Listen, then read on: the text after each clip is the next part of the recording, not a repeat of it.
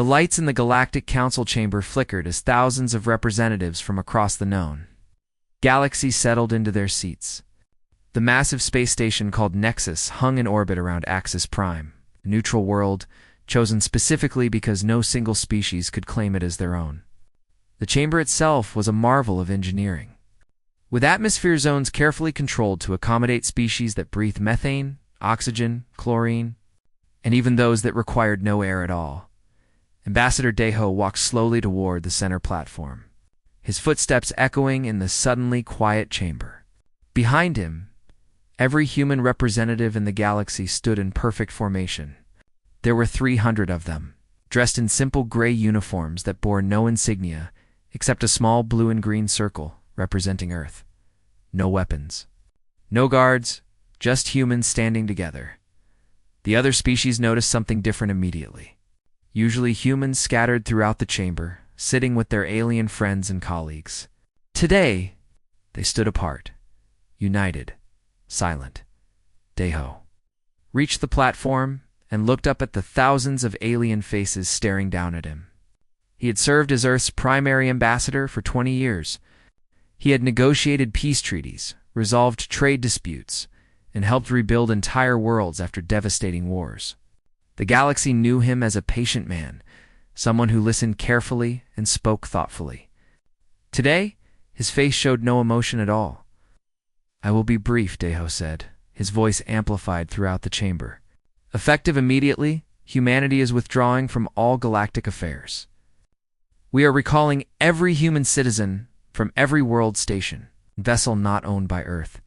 We are terminating all contracts, agreements, and treaties. We are going home." The chamber exploded with noise. Alien voices shouted in 100 different languages, creating a wall of sound that would have been deafening if not for the translation technology that humanity had invented and maintained for the past 2 centuries. The Vrel representatives clicked their mandibles in distress. The Marais made deep rumbling sounds in their water-filled chambers. The Tekken rang like broken bells. Deho waited. He did not raise his voice. He simply stood there, hands behind his back. While the galaxy panicked around him, finally, Council Chairman Vaktar, a massive creature that looked like a cross between an elephant and a spider, managed to restore order. Ambassador Deho Vakta said, his mechanical translator making his voice sound tinny and distant. "Please explain this irrational decision. Humanity has been a valued member of this council for 200 years. What has prompted this sudden action?" "Not sudden," Deho replied. "We have been considering this for a decade. We warned you. We sent reports. We requested changes. You ignored us every time. What changes?" Vaktar asked, genuine confusion in his translated voice. "Humanity has everything they need. You have colonies, trade rights, technology sharing, agreements technology sharing." Deho interrupted, and for the first time, anger crept into his voice. "We share our technology freely, and you patent it under your own names. We developed the quantum communication system that allows your civilization to function, and the Vrel claimed it as their invention. We created the medical scanners that detect disease in 70 different species, and the Marais sell them for profit while we receive nothing. We designed the weapons that defend your borders, and you use them to threaten each other while calling us warmongers." Engineer Jiwan stepped forward from the human formation. She carried a small device that projected a holographic display into the center of the chamber. Numbers and data scrolled past, showing 2 centuries of human innovation, and beside each invention, the name of the alien species that had claimed credit for it. "We have given you everything," Jiwan said, her voice shaking slightly. "And you have given us nothing but demands for more. When the Tekken crystal cities were dying, who spent 5 years rebuilding their solar collectors? Human engineers. When the Marais colonies needed new atmosphere processors, who designed them? Human scientists. When the Vrel hive mind fragmented in the outer rim, who held their consciousness together while they healed? Human telepaths, who spent months in constant mental contact, until some of them went mad from the strain.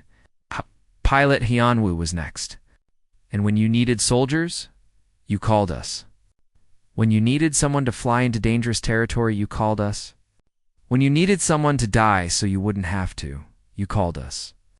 Humans have lost 140,000 lives protecting worlds that are not our own. How many of you attended their funerals? How many of you even knew their names? The chamber had gone quiet again. Some of the alien representatives looked uncomfortable. Others looked confused, as if they genuinely could not understand what the humans were upset about. Dr. Mina spoke last. We are tired. We are angry. And we are done being used. You treat us like servants. Like tools you can pick up when you need something and put away when you're finished. We are a species. We have our own needs, our own dreams, our own lives. And we choose to spend them somewhere, we are appreciated. Deho raised his hand, and the other humans fell silent. We are not asking for permission. We are not negotiating. We are simply informing you of a decision that has already been made. Every human ship is currently en route to Sol System. Every human facility is being deactivated. Every human citizen is coming home. This will be the last communication you receive from Earth for the foreseeable future.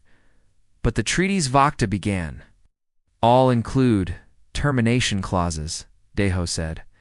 We are invoking them. The documents are already filed with your legal systems. The infrastructure is yours to maintain now. We will leave documentation, but we will not stay to teach you. You have had 200 years to learn. Cannot just leave, shouted a Vrel representative.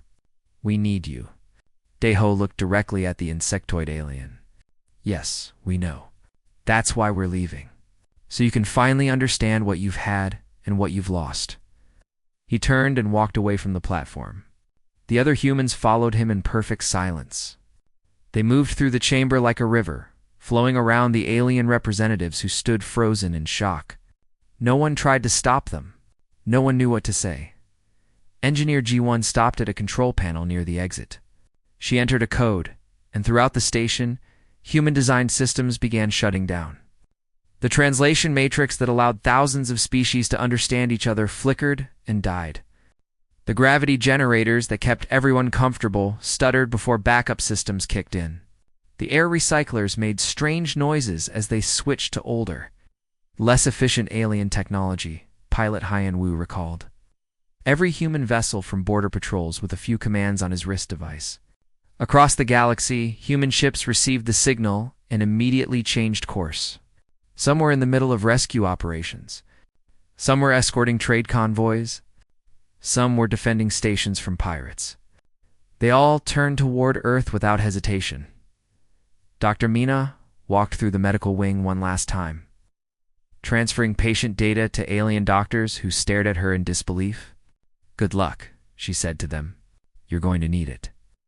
The humans left Nexus Station in a single transport ship. As they departed, they looked back at the massive structure that had been the center of galactic government for centuries. They had helped build it. They had maintained it. They had believed in it. Now they were leaving it behind in the council chamber.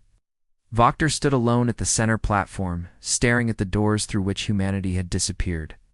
Around him, thousands of alien representatives argued and shouted and demanded answers. But Vaktar said nothing.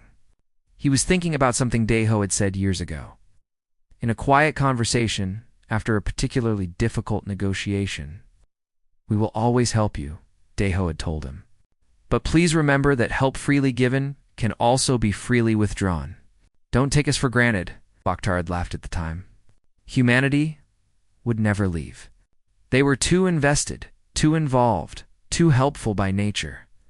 Now, watching the human transport ship disappear into the distance, Vaktar realized just how badly they had miscalculated. The galaxy was about to learn a very painful lesson. 3 weeks after humanity departed, the first real problems began. On the Vrel hive world of Keswick Prime, the quantum communication network started showing errors. At first, they were small things. A delay here, a corrupted message there. The Vrel technicians tried to fix it using the documentation humans had left behind, but the manuals might as well have been written in an alien language. They were technical, precise, and assumed knowledge that the Vrel simply did not possess. The Vrel were a species of insectoid. beings who shared a collective consciousness across their entire civilization. Individual Vrel were not very smart, but connected through their quantum network, billions of minds could think as one. They could solve problems no single species could manage. They could coordinate actions across dozens of star systems simultaneously, but only if the network functioned properly. By the end of the first month, the network had degraded by 30%. Hive minds on distant colonies began to feel disconnected, isolated. They could still communicate, but the deep connection that made them one people was fading. Vrel, who had never experienced individual thought, suddenly found themselves alone inside their own heads. Some went mad immediately. Others simply stopped moving, overwhelmed by the sudden silence where there had always been billions of voices. The Vrel Council sent an emergency message to Earth. It went unanswered. They sent another, and another. All they received was an automated response that said humanity was no longer available for consultation. No explanation. No help. Nothing. Across the galaxy, the Tekken Concordat faced a different crisis. Their civilization was built on solar energy, collected by massive crystalline structures that orbited their home stars. These collectors were incredibly efficient, but also incredibly delicate. They needed constant microadjustments to account for stellar drift, gravitational fluctuations, and the natural degradation of the crystal matrices. Human engineers had been making those adjustments for 150 years. The Tekken had watched them work, had asked questions, had even taken detailed notes. But watching someone do a job and actually doing it yourself were very different things. The Tekken tried their best, but within weeks, energy production dropped by 40%. Their crystal cities, which had glowed with beautiful light for millennia, began to go dark. The Tekken lived for light. They did not eat food as other species understood it. They absorbed energy directly from their solar collectors and used it to maintain their crystalline bodies. Without enough energy, they began to dim. Without light, they began to die. The Tekken sent requests to Earth. They offered payment, resources, even entire solar systems. Earth's response was the same automated message. Humanity was no longer available. On the frontier worlds, the Moray colonies were suffering worst of all. The Moray were an aquatic species that breathed water the way humans breathed air. But not just any water. It had to be processed, filtered, enriched with specific chemicals, and maintained at exact temperatures. The atmosphere processors that made this possible were human-designed, human-built, and human-maintained. When the first processor failed on the colony world of Thalmora, the local Moray engineers tried to repair it. They had spare parts. They had instruction manuals. They had even trained with human technicians for years. But something was wrong. The processor would restart, run for a few hours, then fail again. Each time it failed, the breathable water in the colony habitat became a little less breathable. The Moray suffocated slowly, desperately trying to fix a system they did not fully understand. By the 6th week, Thalmora was evacuated. 15 million Moray fled to other colonies, abandoning a world they had spent 2 centuries building. As their ships departed, they could see the massive processing towers standing silent and dead. Monuments to their dependence on human knowledge. The economic collapse happened faster than anyone expected. Humanity had mapped almost all the stable wormhole passages that made interstellar trade possible. They maintained the navigation buoys that marked safe routes and warned of spatial anomalies. They updated the charts constantly as the wormholes shifted and changed. When humans left, the updates stopped. The first merchant ship to disappear was a Moray vessel, carrying medical supplies. It entered a wormhole that had been stable for decades, but unknown to anyone, that wormhole had shifted slightly. The ship emerged inside a star and was vaporized instantly. 200 crew members died in seconds. More ships followed. Some got lost in uncharted space. Some were torn apart by unexpected gravitational shears. Some simply vanished, gone to places no one would ever find them. Insurance companies raised their rates by 300%, then 500%. Then they stopped insuring interstellar voyages altogether.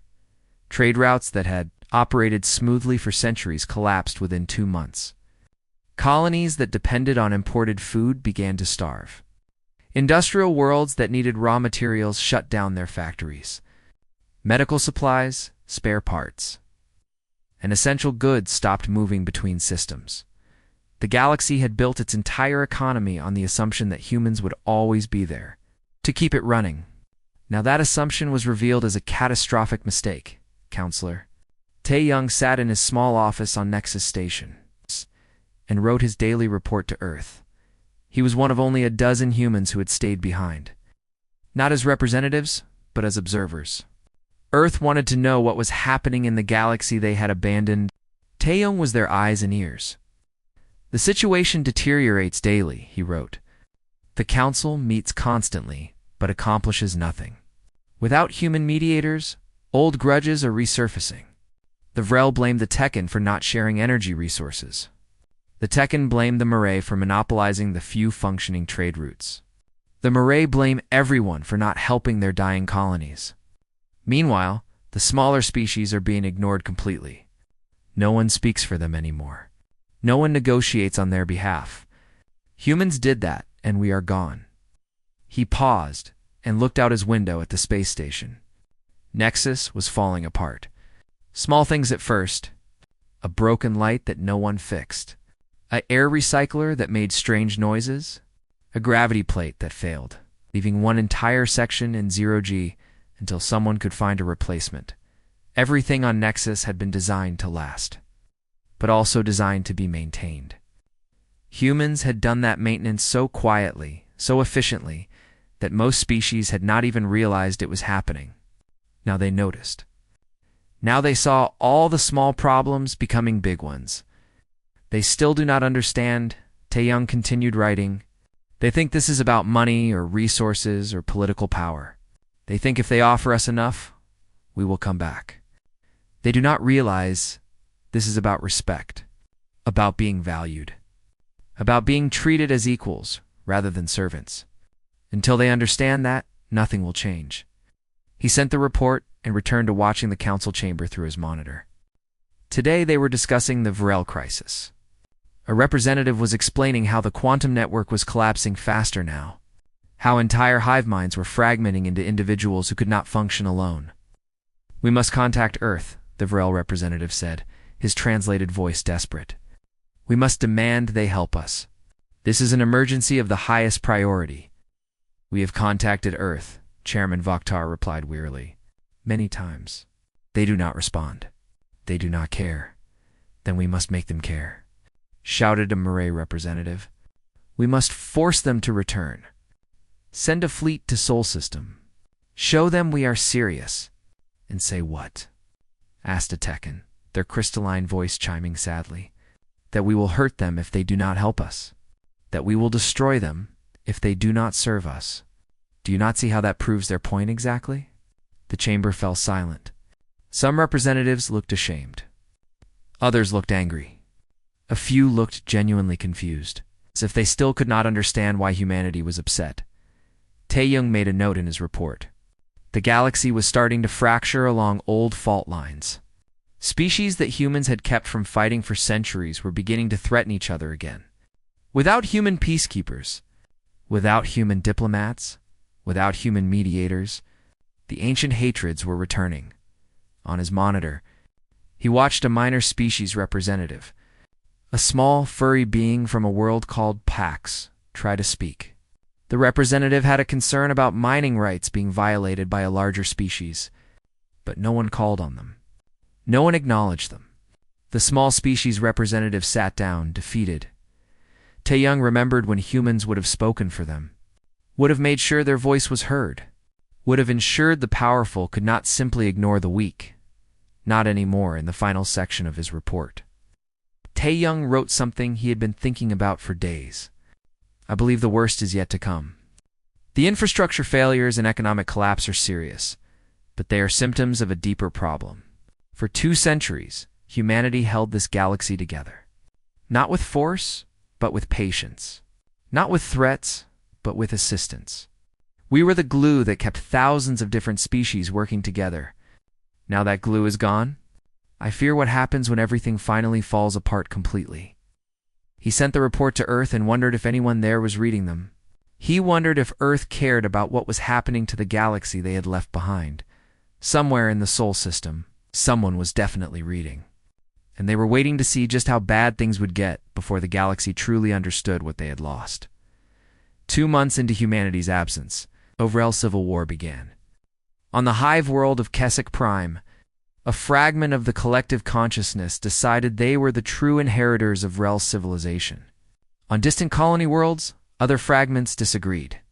Without the quantum network to unify them, each group believed they alone possessed the authentic Vrel identity.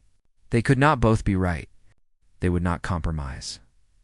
The first battle killed 3 billion Vrel in a single day. Hive ships clashed above Keswick Prime. Weapons that had been designed by humans to defend against external threats now turned inward. The insectoid warriors fought with perfect coordination within their own fragments, but against each other they were merciless. There was no negotiation, no peace talks, no middle ground. Each side saw the other as a corruption of everything Vrel should be. Captain Sungmin watched the battle from his patrol ship at the edge of Sol system. Earth's long-range sensors picked up the energy signatures of the Vrel weapons firing. He saw the death toll climbing on his monitor and felt nothing. 2 months ago, he would have been there, trying to negotiate peace. 2 months ago, he would have risked his life to save them.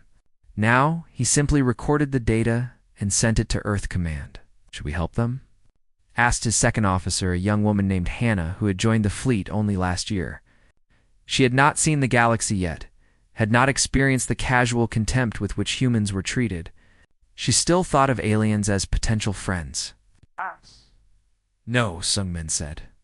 We were ordered to defend Sol system. That's what we do. But billions are dying. Billions died before, and they called it acceptable losses as long as humans were the ones dying. Let them solve their own problems now. Hannah looked troubled, but she said nothing more. Sungmin knew she would learn as they all had learned. Compassion was a gift. Gifts could be withdrawn when they were not appreciated.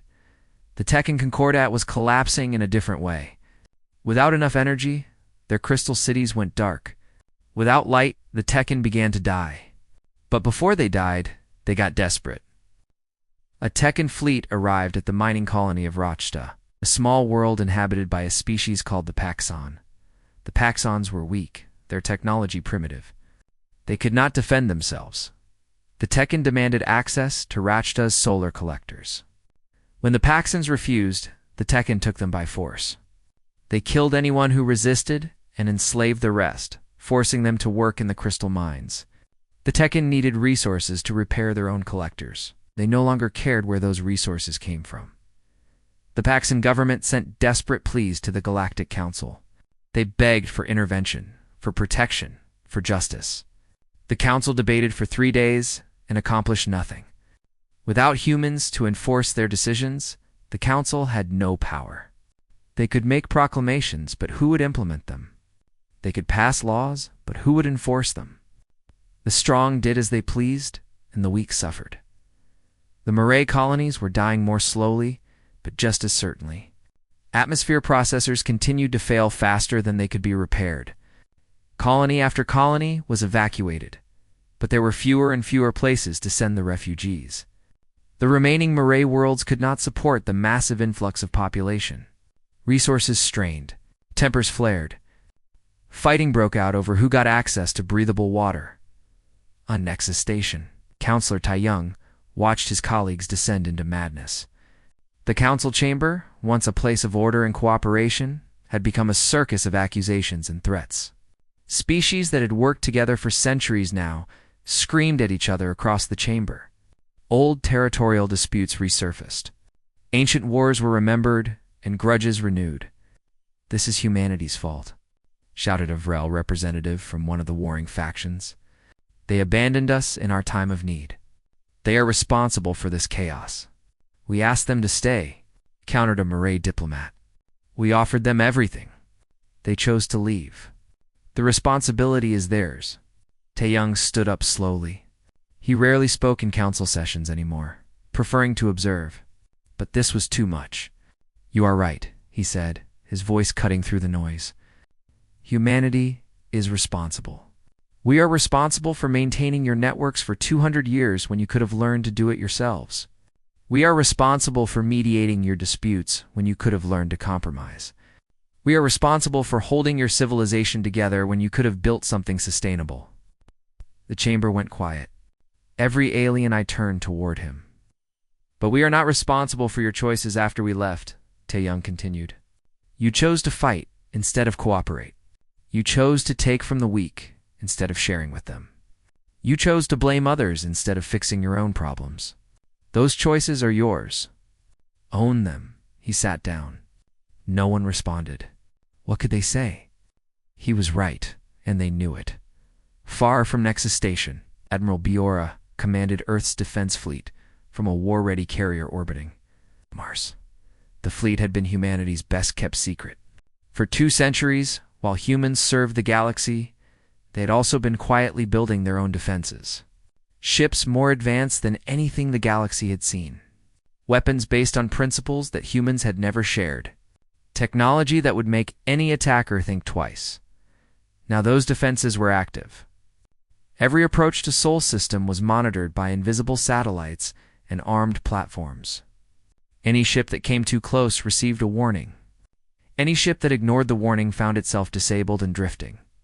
Its systems shut down by weapons that left no visible damage. We have multiple contacts at the perimeter, reported Lieutenant Jae-hyun from the sensor station. Looks like a Marais fleet. 30 ships.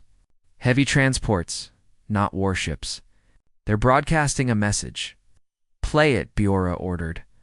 A Marais commander appeared on the screen. He looked exhausted, his aquatic features drawn with stress. This is Commander Thelic of the Marais Colonial Fleet. We are here to petition Earth for assistance. Our colonies are dying. We need engineers. We need technicians. We need help. Please. We are willing to pay any price. Biora considered the message. She felt a flicker of sympathy. The Marais were suffering, and suffering was never easy to witness. But sympathy was not the same as obligation. Send them the standard response. Humanity is no longer available for consultation. They should return to their space. They're not leaving, Jae-hyun reported. They're holding position. Waiting for a different answer, then they'll wait a long time, Biora said. Activate the defense grid. Disable their engines, but do not harm the crews.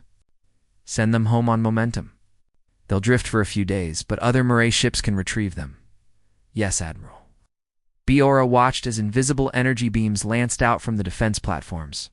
One by one, the Marais ships went dark. They did not explode. They did not burn. They simply stopped. All power drained from their systems in an instant.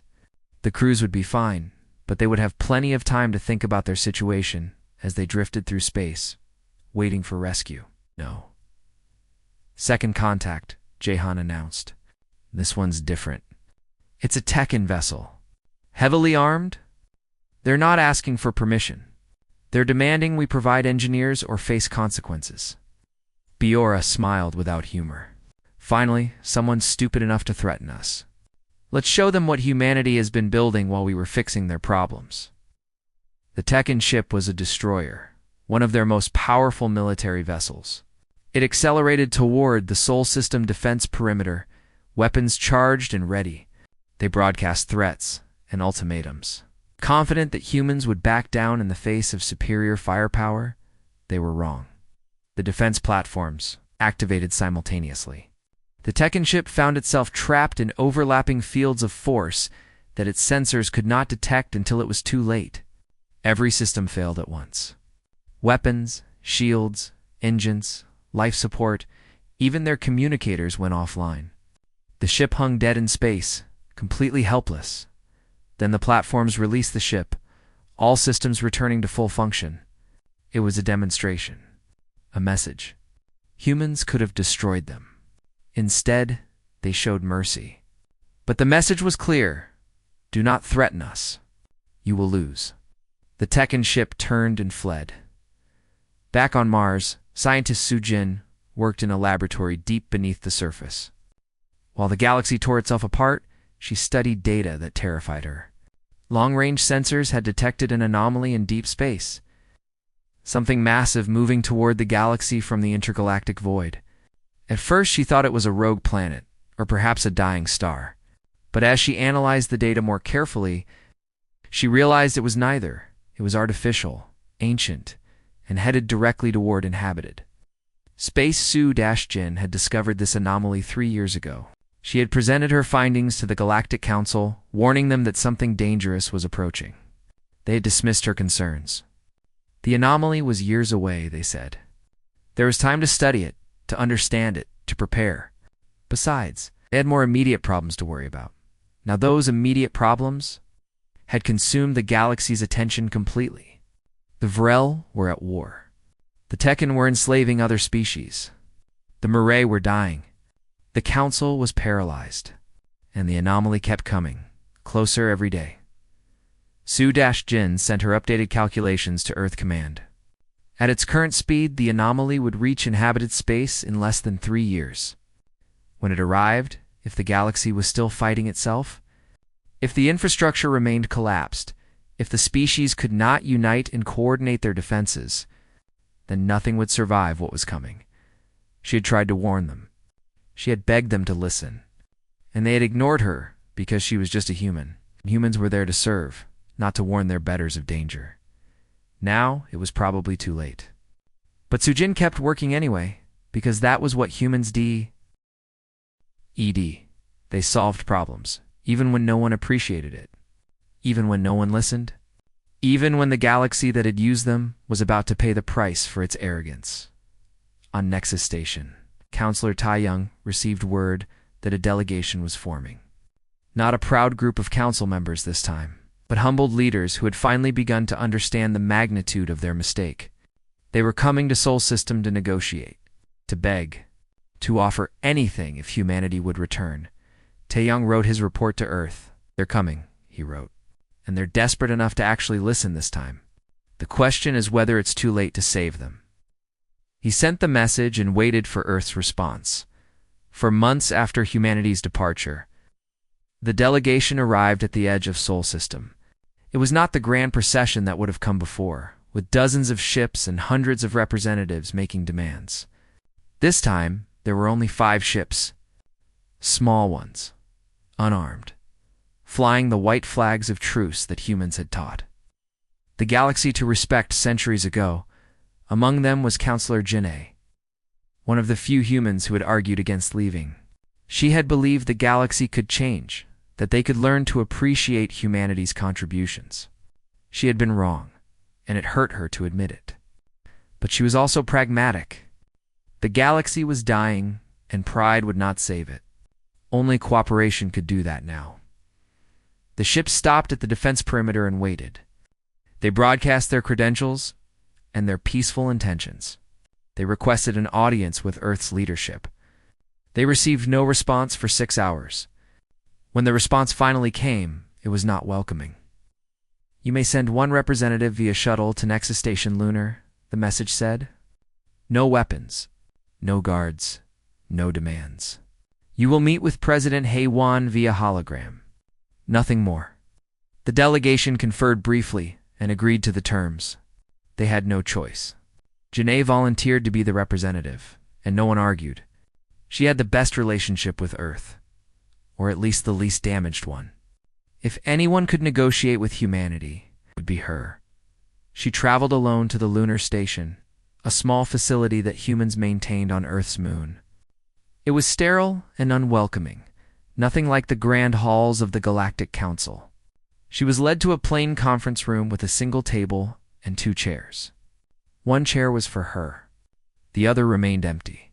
Instead, a holographic projection flickered to life, showing President Haewon sitting in an office on Earth. Haewon looked older than Jinae remembered. The president's hair had gone completely gray in the 4 months since humanity left the galaxy. The weight of leading an entire species during a moment of historic change showed in every line of her face. But her eyes were sharp, and when she looked at Janae, there was no warmth in them.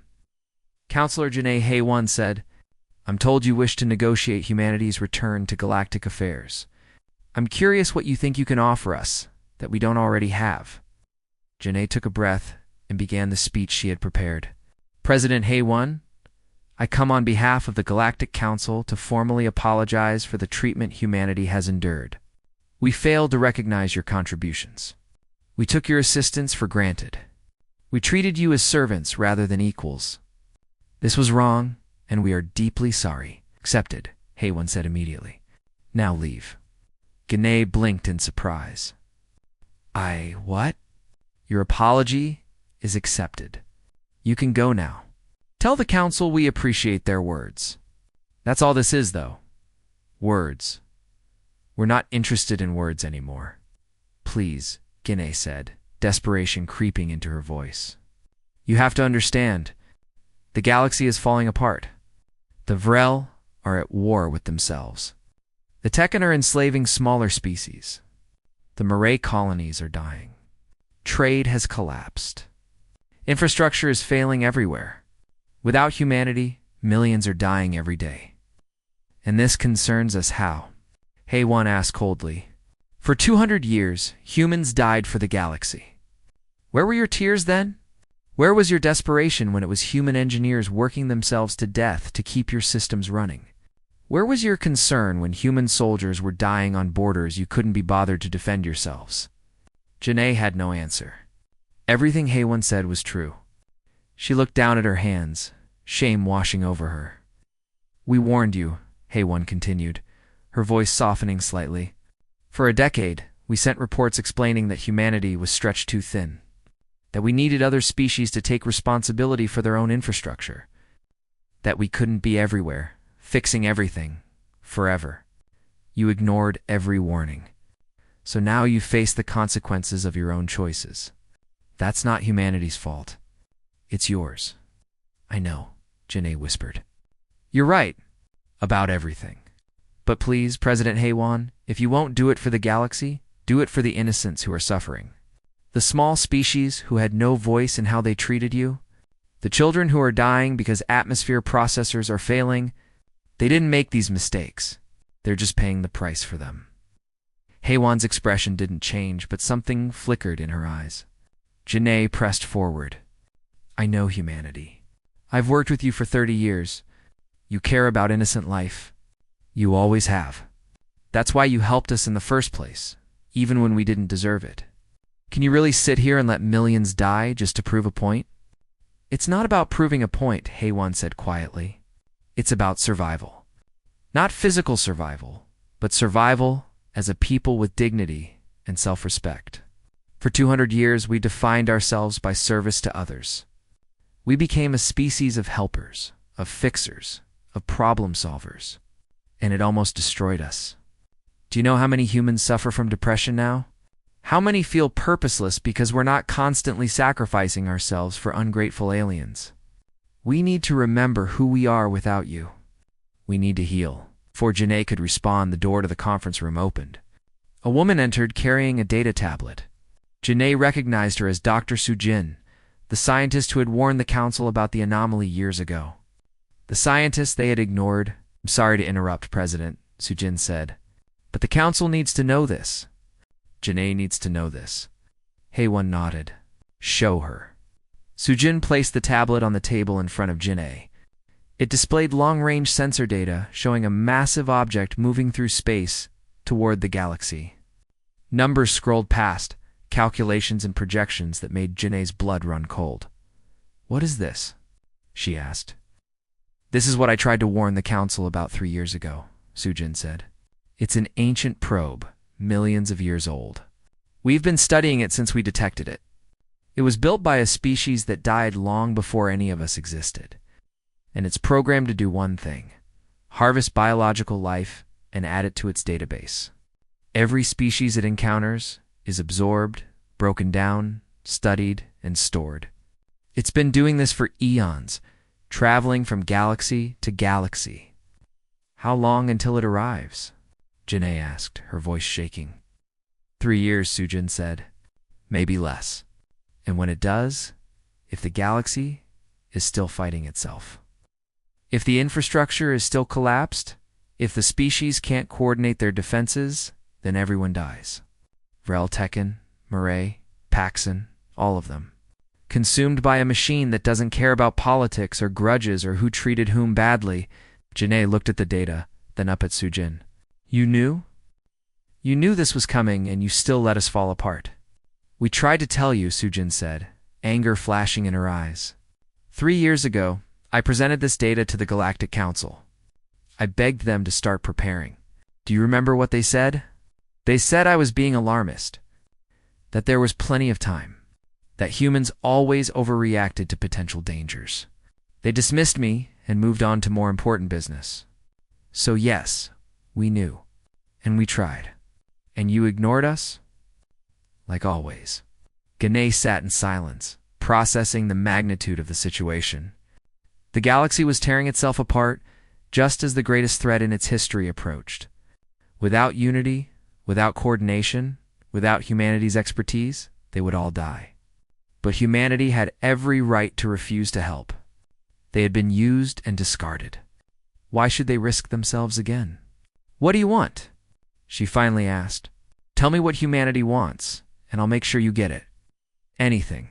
Everything. Just please, help us survive this. Hei-Wen leaned forward in her holographic projection. This is not about payment or concessions or political power. Those are things you offer when you think you're negotiating from a position of strength. You're not. The galaxy is dying, and you need us far more than we need you. So I'm going to tell you exactly what humanity requires, and you're going to accept all of it. Or we'll let the galaxy face the probe alone. I'm listening. Full, equal representation on the Galactic Council for every human colony. Not advisory positions, not observer status, but full voting rights with veto power on any decision that affects humanity. Janae nodded. Agreed. Second, intellectual property protections for all human innovations past, present, and future. Any species that used our technology without credit or compensation will provide full reparations. Any species that tries to steal our technology in the future will be expelled from the Council. Agreed. Third, structural reforms to the Council itself. No more allowing strong species to abuse weak ones. No more ignoring small species in favor of powerful ones. Every species gets a voice, and that voice must be heard. Humanity will enforce this personally. Agreed. Fourth, and this is not negotiable, you will acknowledge publicly that humanity's departure was justified. You will admit that the galaxy failed us, not the other way around. You will teach your children what happened here, so future generations don't make the same mistakes. This is about more than politics. It's about respect. It's about memory. It's about making sure this never happens again to any species. Janae hesitated. This would be humiliating for many council members. But she thought about the alternative, about the probe consuming every species in the galaxy, about children dying because adults were too proud to admit their mistakes. Agreed, she said. All of it. I'll make sure the council accepts these terms. Hei-Wen studied her for a long moment. Do you understand what you're agreeing to? You're fundamentally changing the power structure of the galaxy. Many species won't like this. Many species are about to die, Janae replied. The ones who survive will learn to like it. Hei-Wen nodded slowly. Then we have an agreement. Humanity will return to galactic affairs. But not as we were before. Never as we were before. Within hours, human ships began deploying across the galaxy. They moved with military precision, each team knowing exactly where they needed to be and what they needed to do. This was not the gradual reintegration of a species returning home. This was a coordinated response to multiple simultaneous crises. Executed by people who had spent 4 months planning for this exact moment, Engineer Jahan led the technical teams to repair critical infrastructure. He arrived at the Vrel Quantum Network first, bringing with him human technicians who had been training intensively for months. They began the delicate work of restoring the network, but this time, they trained Vrel engineers alongside them. No more dependency. The Vrel would learn to maintain their own systems. Commander. Yujin took a fleet of peacekeepers to the Vrel war zones. She had no intention of taking sides. Instead, she enforced a ceasefire through overwhelming force. Any Vrel ship that continued fighting found itself disabled and drifting. Within days, the fighting stopped. Then the real work began, negotiating a lasting peace between the fractured hive minds. It would take years, but humans had patience now. They would make it work. Technician Minsu went to the Marais, colonies with teams of engineers and shipments of replacement parts. They began repairing atmosphere processors, but again, they trained local technicians. The Marais would need to stand on their own eventually. Humanity would help them reach that point, but would not do it for them. Diplomat Su Young arrived at Nexus Station, and immediately began the difficult work of rebuilding trust. She met with representatives from dozens of species, listening to their grievances and fears, crafting compromises and solutions. But she did it differently than humans had done before. She did not simply fix problems. She taught others how to fix them. She did not mediate disputes by taking all the burden herself. She required the disputing parties to do the hard work of understanding each other. Humanity had returned to the galaxy, but they had returned as equals, not servants. And the galaxy would have to accept that, or face the coming darkness alone. 3 years passed in frantic preparation. The galaxy that had been tearing itself apart in chaos learned to work together again. But this time the cooperation was different. It was not built on humanity's endless patience and sacrifice. It was built on mutual respect and shared responsibility. Every species contributed according to their abilities, and every species benefited according to their needs. The Vrel rebuilt their quantum network with human assistance. But now Vrel engineers understood the technology. They could maintain it themselves, adjust it, even improve it. The hive minds that had fragmented during the Civil War were slowly reconnecting. But they were different now. They had experienced individuality, and some Vrel chose to remain separate, creating a new kind of Vrel culture. It was uncomfortable and strange, but it was growth. The Tekken Concordat restored their solar collectors and paid reparations for the species they had enslaved. The Paxan people returned to their home world, and Tekken engineers worked alongside them to build better defenses so they would never be vulnerable again. It was humbling for the Tekken, admitting their crimes and making amends. But humility was better than extinction. The Marais colonies stabilized as atmosphere processors were repaired and replaced. More importantly, Marais technicians now understood the systems. They formed training academies where young Marais learned not just to operate the processors, but to design and build them. They would never be helpless again. Through it all, humanity maintained a professional distance. They were helpful, but not warm. Efficient, but not friendly. They did their jobs excellently, but they did not pretend to forget what had happened. The galaxy had betrayed their trust, and trust, once broken, required years to rebuild. The probe arrived 3 years after humanity's return, emerging from the darkness between galaxies like an ancient god. It was massive beyond comprehension, the size of a small moon. Covered in technology that predated most civilizations in the galaxy, its surface was etched with symbols and thousands of dead languages, a memorial to every species it had consumed across millions of years. Admiral Biora commanded the defense fleet from her flagship, the Determination. Around her, hundreds of ships from dozens of species waited in formation. This was the largest combined military force the galaxy had ever assembled. Vrel hive ships coordinated perfectly, their restored network allowing them to act as one. Tekken destroyers positioned themselves in the formation, their crystal weapons charged and ready. Marais carriers deployed fighter craft by the thousands, and among them all, human vessels provided coordination and strategic planning. "All ships report ready," announced Lieutenant Jaehyun from his station. "The probe is within weapons range." "Broadcast the warning message," Bohr ordered. A message went out in every language the galaxy knew, translated by the human-designed system that had been rebuilt and improved. It was a message of peace, offering to communicate, to share knowledge, to find a peaceful solution. The probe did not respond. It simply continued on its course, moving toward the inhabited worlds with unstoppable momentum. It's not interested in talking. observed Counselor Taiyang, who was aboard the Determination as an official observer. It's a machine following ancient programming. It doesn't want to destroy us. It just wants to catalog us. But the result is the same, and we stop it, Biora said simply. All ships, commence attack pattern Delta. Target the power nodes, Sujin identified. The fleet opened fire. Energy beams from 1,000 ships converged on the probe, targeting specific points on its surface where Dr. Sujin's research had identified critical systems. The probe's shields activated, absorbing the initial barrage. But the shields were designed for weapons from millions of years ago, not the combined firepower of a united galaxy. The first power node exploded. Then another. The probe began to rotate, bringing different shield sections to bear. It launched defensive drones, ancient machines that moved to intercept the attacking ships. The battle was joined in earnest. For 6 hours, the combined fleet fought the probe. Ships were destroyed. Thousands died.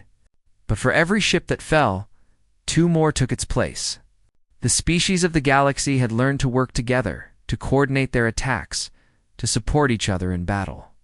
Vrel fighters drew the probe's fire while Tekken destroyers struck at its weak points. Murray carriers deployed repair drones that kept damaged ships in the fight. And human vessels moved through the chaos, adjusting strategies in real time, finding solutions to problems as they emerged. Dr. Sujin worked from the science station, analyzing the probe's responses and looking for vulnerabilities. It's adapting, she reported. The shields are adjusting to our weapons. We need to change tactics, Biora asked. Target the collection ports on the southern hemisphere. They're designed to draw in biological matter, which means they can't be heavily shielded. If we can overload those systems, we might be able to cause a cascade failure. All ships, Biora broadcast. Focus fire on the collection ports. Concentrate everything we have.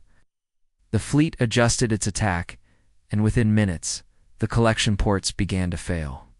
The probe tried to compensate routing power from other systems, but that created new vulnerabilities. The attacks intensified. More power nodes exploded. The probe's rotation became erratic as it lost control of its maneuvering systems. Then, with a brilliant flash of light, the probe's core went critical.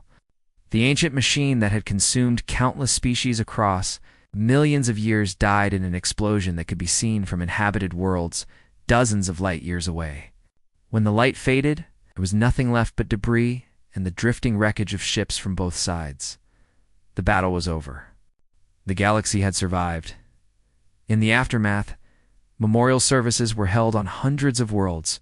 The species of the galaxy mourned their dead together, acknowledging the sacrifice made by so many. Humans attended these services, standing alongside aliens who had once taken them for granted. The relationship was still strained, but it was healing. Slowly, the Galactic Council was restructured according to the terms humanity had demanded. Every species received equal representation. Intellectual property laws were enforced. Small species received protection from large ones. It was not a perfect system, but it was better than what had come before. Scientist Sujin received the Galaxy Star, the highest honor the Council could award. She accepted it in a ceremony attended by representatives from every species. In her speech, she was gracious but direct. I am honored to receive this award, but I cannot accept it without acknowledging the truth. Humanity tried to warn you about this threat 3 years before our departure. We were ignored, dismissed, treated as alarmists who didn't understand the big picture. How many lives could have been saved if you had listened then? How much suffering could have been prevented? The chamber was silent. No one had an answer. I accept this award not for myself, but for every human who was ignored over the past 2 centuries, Sujin continued. For every engineer whose innovations were stolen, for every soldier who died defending worlds that were not their own, for every diplomat who negotiated peace only to be excluded from the benefits. Listen to your allies before crisis forces you to. That's the lesson here. Remember it. She left the stage to respectful applause, but there was shame in that applause too. They knew she was right. They would not forget again. On Earth, Captain Seungmin walked through the memorial garden that had been constructed in honor of the humans who died fighting the probe. Young Jihoon walked beside him. Jihoon was new to the fleet, eager and idealistic. He had not experienced the old galaxy, the one that took humanity for granted. He only knew the new one, where humans were respected. Did we make the right choice? Jihoon asked. Leaving the galaxy? I mean, a lot of people died in the 4 months we were gone. If we had stayed, maybe we could have prevented some of that. Seungmin considered the question carefully. He looked at the names carved into the memorial stones, each one representing a human who had given their life for a galaxy that finally appreciated the sacrifice. We didn't leave for them, he said finally. We left for us. To prove we could walk away, to show that our help was a gift, not an obligation. And when we came back on our terms as equals. That makes all the difference. But the people who died while we were gone were victims of their own leadership's failures, Seungmin said firmly. Not ours. We warned them. We asked them to change. We gave them every opportunity to treat us with basic respect. They refused. The consequences of that refusal were theirs to bear, not ours. Jihoon nodded slowly, processing this. I guess I understand. I just wish it hadn't taken so much suffering for them to learn. Some lessons can only be learned through pain, Seungmin said. The galaxy needed to feel what it was like without humanity. They needed to understand that we were not servants or tools or resources to be exploited. We were partners, and partners treat each other with respect. They walked in silence for a while, passing memorials for friends and colleagues. Finally, Jihoon spoke again. What happens now? Do you think the galaxy has really changed? Seungmin smiled slightly. Ask me again in 50 years. Real change takes time, but I think we've made a good start. The Council has new rules that protect everyone. Species are learning to maintain their own infrastructure. The strong are no longer allowed to abuse the weak. It's not perfect, but it's better. And if they forget, if they start treating us like servants again, then we leave again, Seungmin said simply. And this time, we won't come back. They know that now. They know we're serious. That knowledge will keep them honest, at least for a generation or two. After that, well, each generation has to learn its own lessons. Across the galaxy, humanity continued their work. They rebuilt stations, repaired networks, trained local technicians, and mediated disputes. But they did it differently now. They did it with clear boundaries and firm expectations. They did it as equals who chose to help, not servants who had to. Diplomat Suyang met with a young Paxon representative who had come to request human assistance with a trade dispute. The Paxon was nervous, uncertain how to approach humans who were no longer automatically helpful. Suyang listened patiently to the request, then smiled. We'll help you, she said. But I want you to do something first. I want you to tell me what you've already tried to resolve this yourself. What solutions have you considered? What compromises have you offered? Don't come to us as helpless victims waiting for rescue. Come to us as partners who have done the work and need our expertise for the final steps. The young Paxon looked surprised, then thoughtful. No one has ever asked us that before. Humans do, Suyang said, because we respect you enough to expect you to try. So tell me, what have you already done? As the Paxon explained their efforts, Suyang listened and made notes. This was the new way. Not humanity doing everything, but humanity helping others do for themselves. It was slower. It was harder. But it was sustainable. And it was respectful. On Nexus Station, Counselor Taeyong sat in the observation deck and looked out at the stars. He had watched the galaxy fall apart and come back together. He had seen humanity leave and return. He had witnessed the greatest crisis in galactic history and survived it. Now, he wondered what came next. The galaxy had learned a hard lesson, but would it remember? Would the next generation understand why humanity had left and what it had cost to bring them back? Or would they take the new order for granted, the way the old generation had taken humanity's help for granted? Time would tell. But for now, there was peace. There was cooperation. There was respect, and humanity would make sure it stayed that way. Admiral Biora retired from the fleet and returned to Earth. She had served her species well, defending them when they needed defending and teaching the galaxy a lesson it would not forget. Now, she wanted to rest, to enjoy the world that humans had built while the galaxy learned to function without them. On her last day in uniform, she stood before the flag of humanity and saluted one final time. "We walked away," she said softly. "And when we came back standing tall. That's all that matters." The galaxy had fallen into panic when humans left.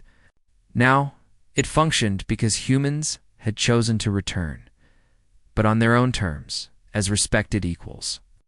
Never again as unappreciated servants. The lesson was learned. The question was whether it would be remembered. Only time would tell. But for now, humanity was content. They had proven their point. They had earned their respect. And they had shown the galaxy a truth that would echo through the ages. Take people for granted, and they will leave. Respect them, and they will stay. The choice was yours all along. The galaxy finally understood that now,